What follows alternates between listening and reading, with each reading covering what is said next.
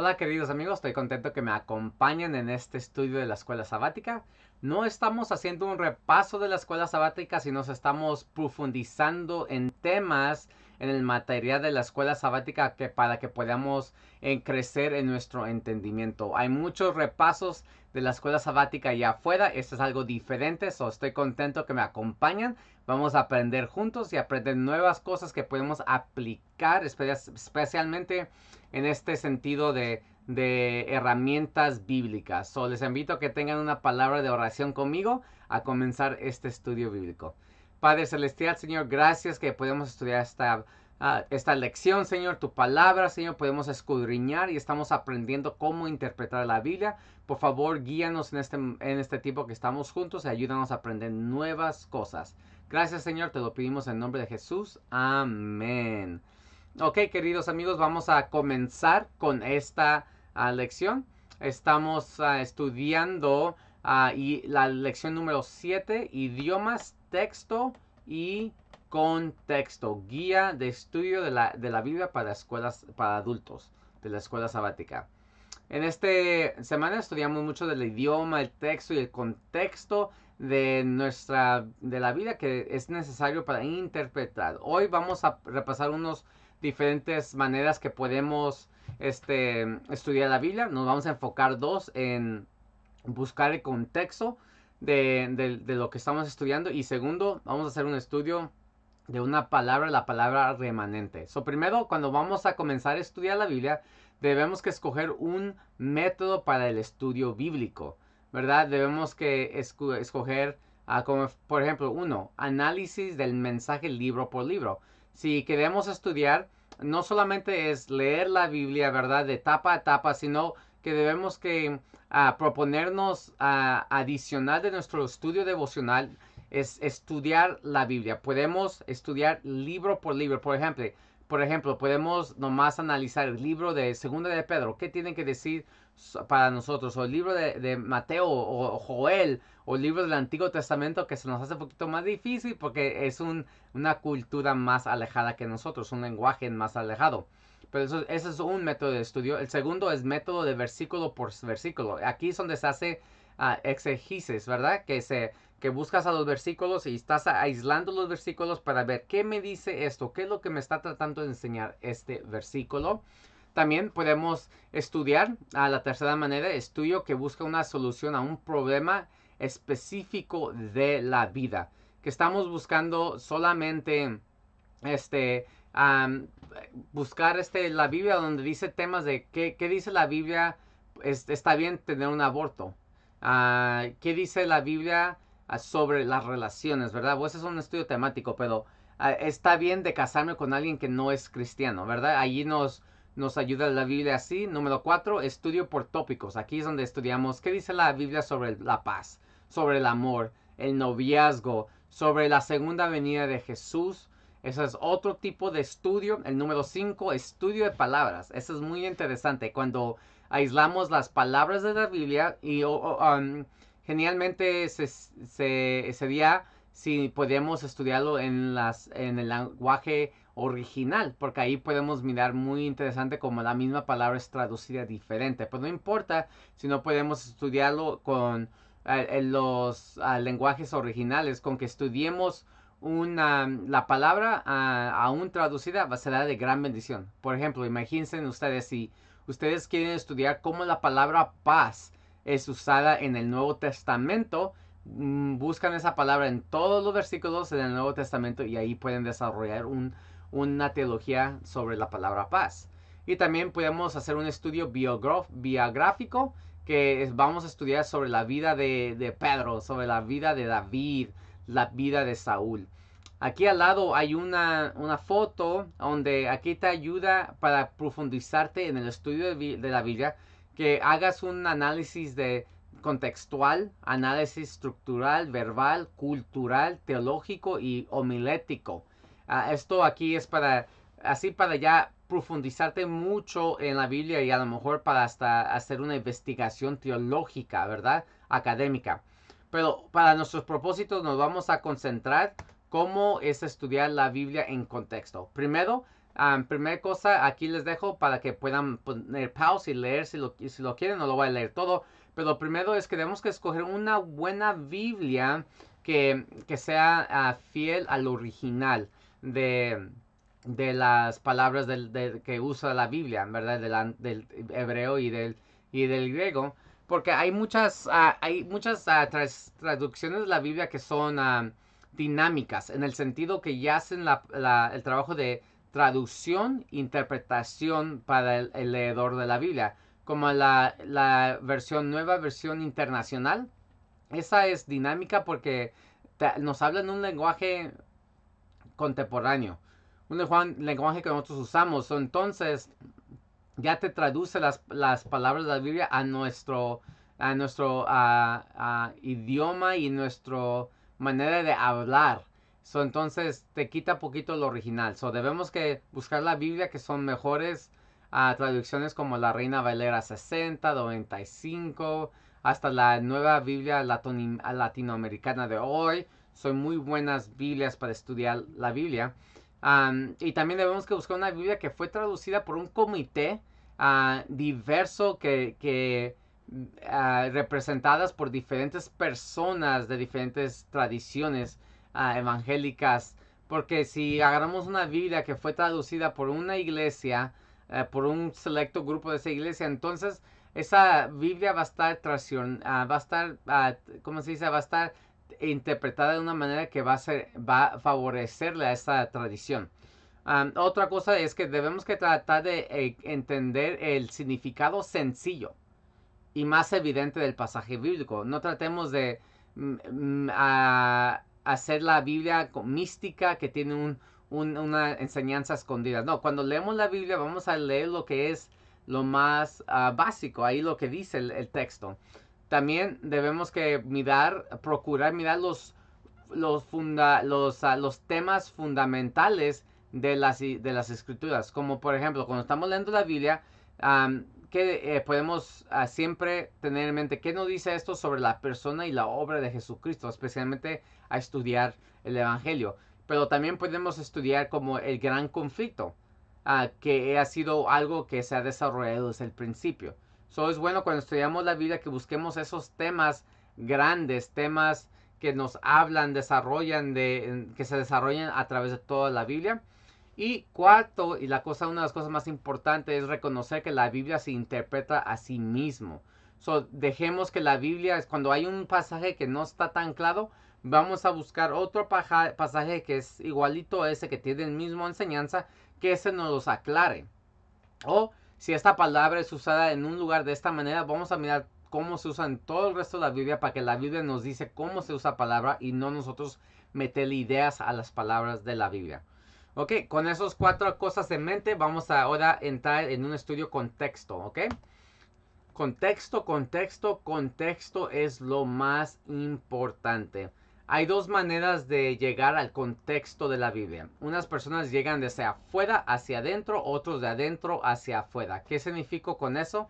Es que cuando una persona está estudiando un versículo, una sección, entonces dice, ok, ¿qué es el contexto de este versículo? ¿Cómo son los versículos alrededor? ¿Cómo son los párrafos alrededor? ¿Cómo es el libro de Mateo que habla sobre esto? Y cómo la Biblia entera habla sobre este tema. Ese es el contexto canónico, que es importante por eso es importante que siempre estemos leyendo la Biblia de etapa a etapa, porque entonces nosotros estamos acostumbrándonos en el pensamiento bíblico. Cuando estudiamos un pasaje, entonces sí vamos a mirar el contexto, pero siempre vamos también a tener en mente el contexto canónico. Es muy importante que nosotros busquemos cómo leer nuestros versículos en contexto. En un ratito vamos a mirar una cita de una persona que es una teóloga, que nos enseña la importancia, por qué debemos que siempre buscar el contexto de nuestros pasajes.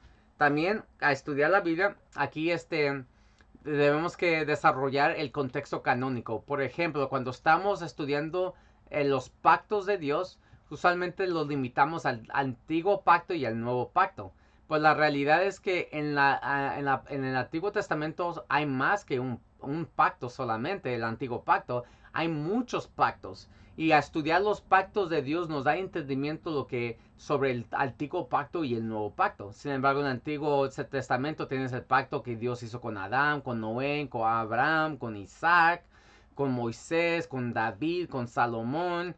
Hay muchos pactos en el Antiguo Testamento. O si vamos a estudiar un tema sobre el pacto o estamos estudiando un pasaje de la Biblia que habla sobre el pacto, siempre es bueno tener esto en mente de cómo toda la Biblia habla sobre este tema. Ese es el contexto canónico. Y después debemos que mirar el contexto de un libro. Por ejemplo, si estamos estudiando el libro de Mateo, sería bueno empezar a contestar unas preguntas básicas como quién es el autor, cuándo fue escrito, de dónde estuvo la persona cuando lo escribió, a quién se lo escribió, por qué lo escribió y qué son los pasajes, qué son los pensamientos claves de de este libro, qué son los lemas importantes. Y entonces aquí es donde buscamos ayuda como de diccionarios, comentarios y obviamente en esta etapa de nuestra investigación no vamos a buscar que esos recursos nos digan la interpretación de los versículos que queremos interpretar, sino queremos que esos libros nos den entendimiento del contexto del bíblico, así para que nosotros podamos entender por qué el libro fue escrito. Pero también nosotros tenemos un trabajo de leer el libro. Como ejemplo, si tú quieres hacer un sermón, ¿verdad? Del libro de Tito, entonces es tu responsabilidad de leer el libro de Tito, leerlo, para que el contexto del libro esté en tu mente. Así cuando vas a desarrollar un tema, tú puedes presentar un tema del libro de Tito que es completo, que representa todo el libro de Tito, no solamente una parte del libro de Tito. Ese es el contexto bíblico. Sí, y luego en este contexto bíblico hay cosas que podemos desarrollar. Así como dije, el libro Tito, tú puedes quebrantar el libro de Tito en tres capítulos y luego hacer unas notas de cada capítulo, de qué está hablando, de dónde te lleva el libro de Tito, que es el centro, y cómo va para arriba y cómo lleva para abajo. También puedes quebrarlo en diferentes secciones. Es importante cuando estamos estudiando la Biblia que tomemos tiempo más allá que nuestro tiempo devocional cuando escuchamos poquitos o leemos poquito, que nos sentemos y estudiemos a la Biblia porque así podemos profundizar en lo que nos enseña. Y al finalmente debemos que cuando, como ejemplo, estamos leyendo el libro de Tito, lo leemos así como en capítulos, pero entonces pues, comenzamos a quebrantar los capítulos en secciones. Y es importante mirar diferentes claves o pistas en el libro para poder saber cómo Dios nos está hablando y cómo las secciones se quebrantan. Pueden buscar por preguntas, por repetición, cuando el mismo autor te da en un nuevo tema. Es importante estudiar la Biblia, que nosotros podamos desarrollar estas diferentes herramientas para poder profundizar. Muchas veces lo que pasa cuando no hacemos este tipo de estudios, nos secamos en nuestro deseo de estudiar la Biblia, porque ya lo habíamos leído, pero no nos ponemos a analizar lo que nos está diciendo. Y también uno puede decir, bueno, ya no saco nada porque nomás te estás repasando bien rápido devocionalmente. No, pues eso es importante, sentarte y estudiar la Biblia y buscar el contexto de lo que estás leyendo. Quiero compartirte algo sobre el contexto inmediatamente. Una vez que encuentres un texto en el corriente de revelación progresiva, es hora de que ancles dónde y cómo encaja en su libro y su sección. Ok, si lo que está diciendo que ya leíste un pasaje de la Biblia y ya sabes cómo toda la Biblia habla sobre este pasaje, entonces vas a empezar a buscar cómo lo está usando el autor contextualmente aquí en su contexto, a diferenciar de sus precursores. Sin embargo, este paso presenta algunos desafíos únicos. Como señala a Berkeley Mickelson, la primera responsabilidad de cada intérprete es tomar nota cuidadosamente de lo que precede y lo que sigue a cualquier verso o pasaje que está interpretando. Esto a menudo implica retroceder 2 o 3 párrafos y por delante 2 o 3 párrafos. Las divisiones de capítulos no sirven necesariamente como líneas de límite. Es posible que sea necesario volver a capítulos anterior o al siguiente capítulo para obtener el verdadero contexto. contexto. So, fíjate, lo que nos está diciendo este teólogo es que la Biblia no fue escrita con párrafos, tampoco fue escrita con puntos para terminar la oración o con comas y nada de eso. Eso fueron cosas que se añadieron después. So, cuando estamos estudiando un pasaje de la Biblia, debemos que leer varios párrafos y para atrás y para adelante para entender el contexto inmediato. Pero como hemos visto, también es importante leer el contexto del libro. So, entonces, es muy importante que nosotros nos tengamos en cuenta de cómo fue la Biblia escrita para que podamos sacarle el jugo a la Biblia, jugo de vida que nos ayuda a nuestra vida espiritual. Ok, eso es la parte del contexto. Si tienen preguntas, ponlas acá abajo. Yo voy a estar muy contento de contestarles estas preguntas, ¿ok? Ahora vamos a seguir de un estudio de palabras. Remanente. Ahí me equivoqué, dice remantea, pero el estudio de remanente. Mira, en el Antiguo Testamento hay varias palabras que se usan para que se traducen remanente. Está la palabra shear, malá, yatar, sarir, ajarit. Y cada uno de estos tiene un diferente significado. Que es remanente, es usado para describir el pueblo de Dios. Permanece, quedarse sobre ante, sarir, sobreviviente, el escape de una amenaza mortal. Son muchos, el Antiguo Testamento nos da un entendimiento del remanente de Dios, el remanente que se escapa de algo, de una calamidad, de una destrucción, ¿verdad? Y esto es lo mismo que el Nuevo Testamento agarra, es el mismo significado que el Nuevo Testamento agarra del Antiguo Testamento. La palabra es loipos y significa el resto, lo que queda de una tragedia. Ok, mira cómo a estudiar palabra remanente en la Biblia hay tres diferentes categorías del remanente. El remanente histórico, el remanente fiel y el remanente escatológico. Vamos a hablar poquito sobre esos tres. El remanente histórico. Una teóloga, Tarsi Lee, escribe que el aspecto histórico del motivo remanente es aplicable independientemente de la fe o el compromiso del grupo con Dios.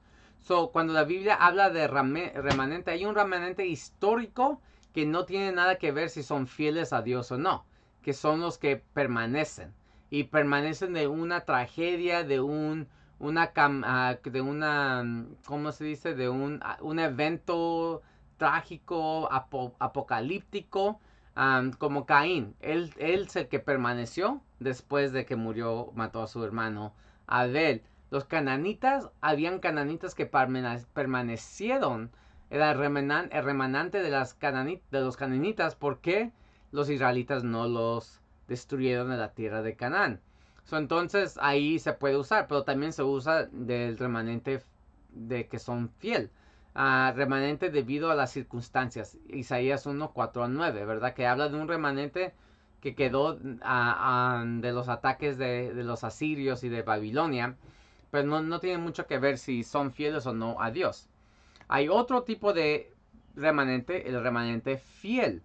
Ellos permanecen fieles a Dios tanto en los buenos tiempos como en las difíciles circunstancias. A través de la Biblia, Dios tiene un remanente fiel que preserva su voluntad y mantiene su testimonio para Él, por Él.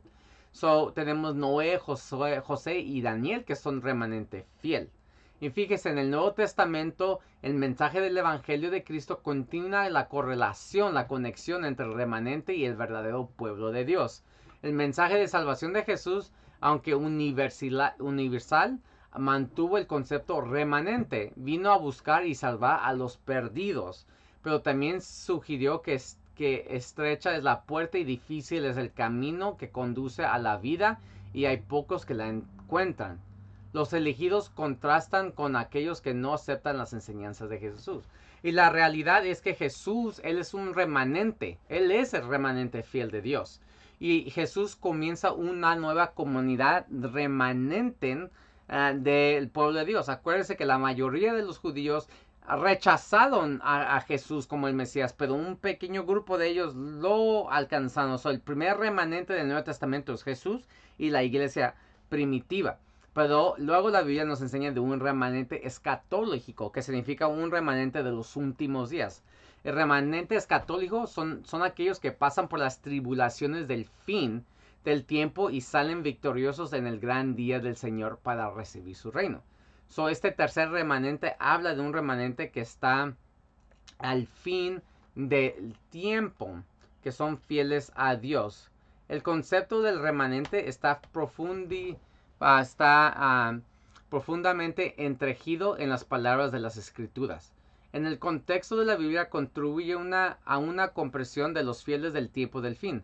A través de un estudio cuidadoso emerge el concepto y el alumno comienza a comprender el tema general de remanente.